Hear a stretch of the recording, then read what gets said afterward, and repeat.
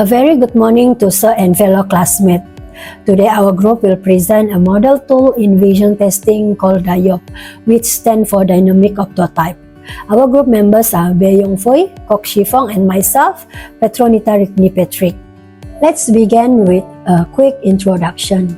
Traditionally, eye examination use chart like Snellen or Logma. This chart require patient to recognize letters, numbers, or picture from a distance. As the field of optometry develops, we are seeing a shift from traditional static eye chart to interactive digital system. While Snellen and Logma are still commonly used, they may not be ideal for all patients, especially children, illiterate individuals, or people with language barrier. However, with the advancement of technology, newer digital tools are being used to improve test accuracy, speed, and patient comfort. One of them is Dynamic Optotype or DYOP, a digital alternative to traditional vision chart like Snellen or Logma. Next is what is Dynamic Optotype or DYOP. It's actually to measure acuity threshold. It is designed to reduce fatigue, increase precision, and improve the testing experience, especially for those who struggle with reading or understanding the letters. These new tools are more adaptable and accessible. DYOP helps overcome those limitations. Unlike charts that rely on reading letters, DYOP uses a spinning ring made of alternating black and white segments. The goal is to detect whether a target is moving or static.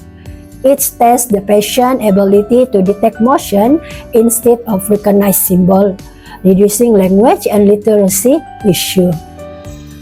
Now, let's talk about the principle behind DYOP. In a DYOP test, the patient is shown two circular targets on a screen, one spinning and one static. The patient is asked to identify which target is spinning.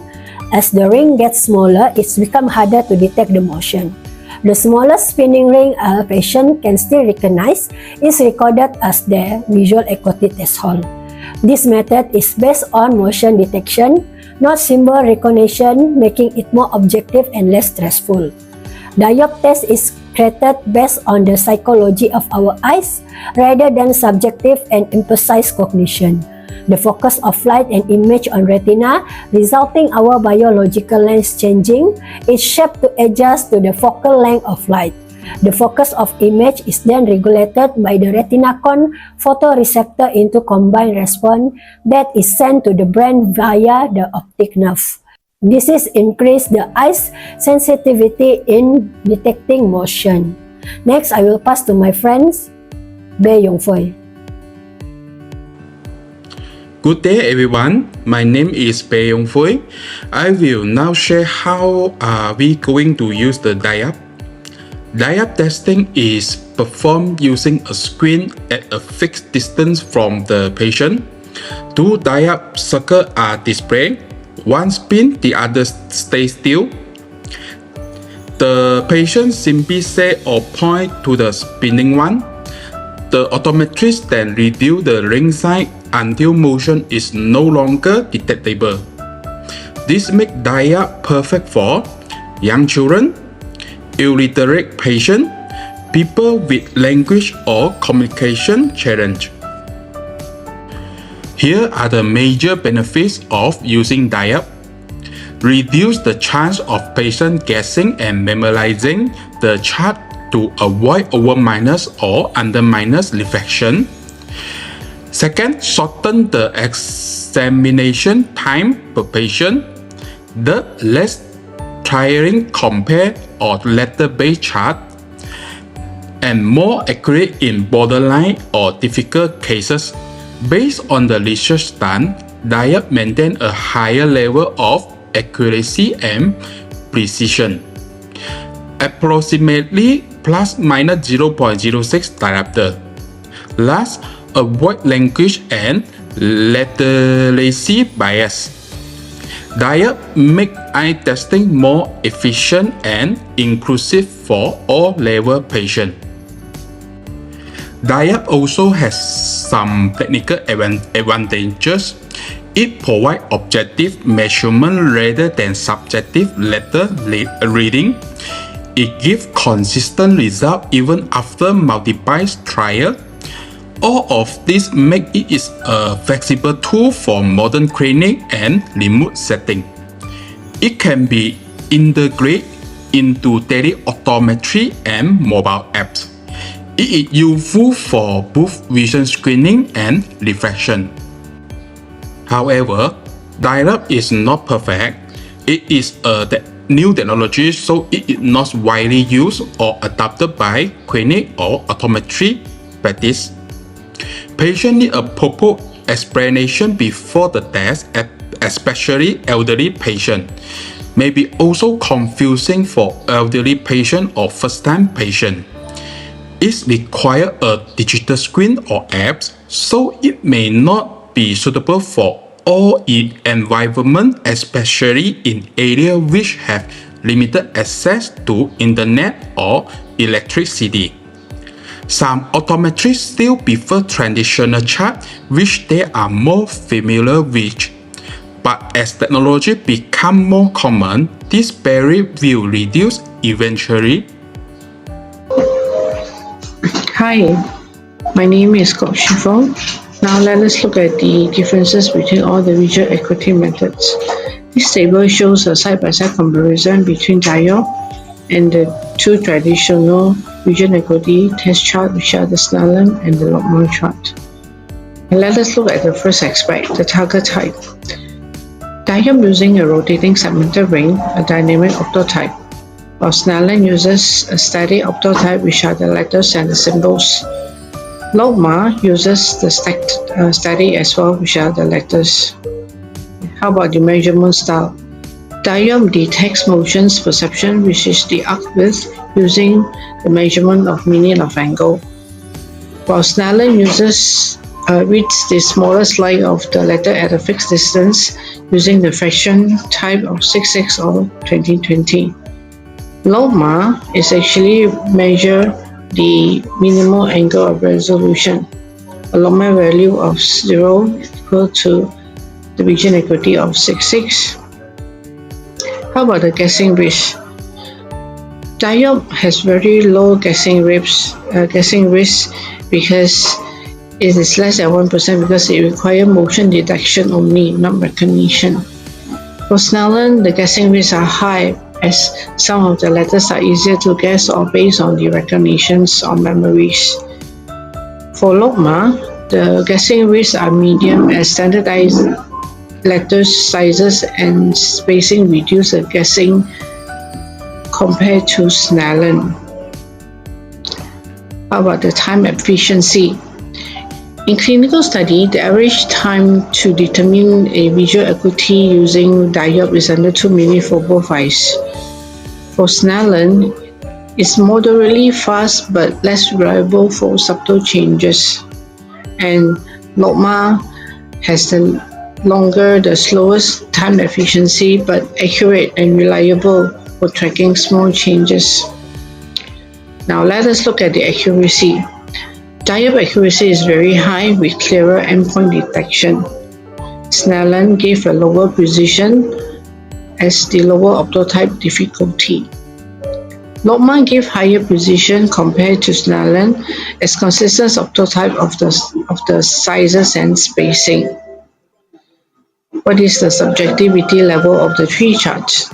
For DYOP, it is low as it relies on the motion detection, which produces a clearer endpoint and reduces cognitive bias and interpretation. For Snellen, the subjectivity level is high as it requires letters or numbers recognition, which can be influenced by literacy, memory, and guessing. For Lobman, the subjectivity level is moderate as it uses standardized letters and spacing, which reduces variability as it depends on the letter recognition. Level of subjectivity is medium, especially in borderline cases. What about the usage method? DYOP is actually an imaging tool useful in teleoptometry and motion-based stimulus. Snellen is actually widely used in general practices. And LOPMA is still the preferred method used in research and clinical trials for accuracy. Illiteracy friendly. DYOP is very friendly as it does not require letters or even languages. Snellen is actually not friendly in illiteracy as it requires familiarity and literacy with numbers and letters. LOPMA is not friendly as well, even though it uses standardized letters but still language dependent. This chart shows that the DYOP provides more objectivity, quicker testing, and works for a wider range of patients. Now let us look in detail the step-by-step DYOP test. Here is the step-by-step guide performing a DYOP test in practices. First, ensure that the monitor is calibrated and viewing distance is correctly set, typically 6 meters for standard testings. Start the DYOP software and display the appropriate chart or test mode for adults, children, or infants. It will show 2 circles, one spinning and one static circle. The patient is then asked to identify which ring is spinning, and optionally, if we can, we will ask the patient the direction, either clockwise or counterclockwise. Then, always begin with the large DYOP diameter, a clearly visible spinning ring, and gradually reduce the size of the target until the motion is no longer detected. Record the smallest visible DYOP as the equity threshold. Below this size, the ring appears static, which is the sub-equity zone. It is a simple, repeatable process that avoids stress and confusion. In summary, the dynamic Optotype DYOP is a modern, motion-based visual acuity assessment that using rotating segmented ring to evaluate how well a person detects movement and its direction. The smallest detectable spinning ring defines the acuity threshold measured in arc minutes. It is faster, more precise, and less influenced by literacy or language. As such, it is ideal for assessing children or non-verbal patients. DYOP acuity endpoints are more consistent and sensitive than Snellen or LOPMA charts. DYOP, however, do have its limitation, as some patients may find it confusing as a motion-based task or even frustrating. It is mostly used in clinical settings and not being widely accepted or used in practices by optometrists as the standard visual acuity test method. However, as technology improves, DYOP could become a standard tool in optometry, making it ideal for remote testing, which is the teleoptometry, and online refractions. Advocates are proposing DYOP as a modern replacement for the outdated letter-based Snellen charts since 1862 by Hermann Snellen. Here are some of the references that we use for our assignment, and last but not least, here is a short introduction video of the dynamic Optotype DYOP. Thank you everyone for your kind attention and have a good day ahead. Thank you. A DYOP is a rotating optotype whose gaps and segments provide a strobic stimulus to the photoreceptors of the eye. The smallest image detected as rotating becomes the acuity indicator and refraction endpoint.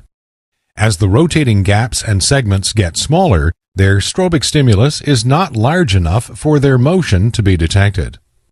The remote controller, keyboard, mouse, or iPad allow for rapid and simple control of the images and testing. The smallest diameter image detected as rotating becomes the acuity and refraction endpoint.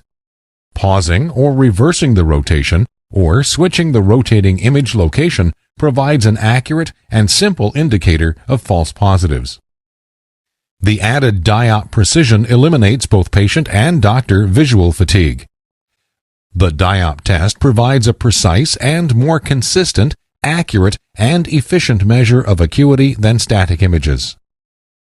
The test can be used for people with limited literacy, for children, and to document color disparities such as those associated with dyslexia, migraines, or epilepsy.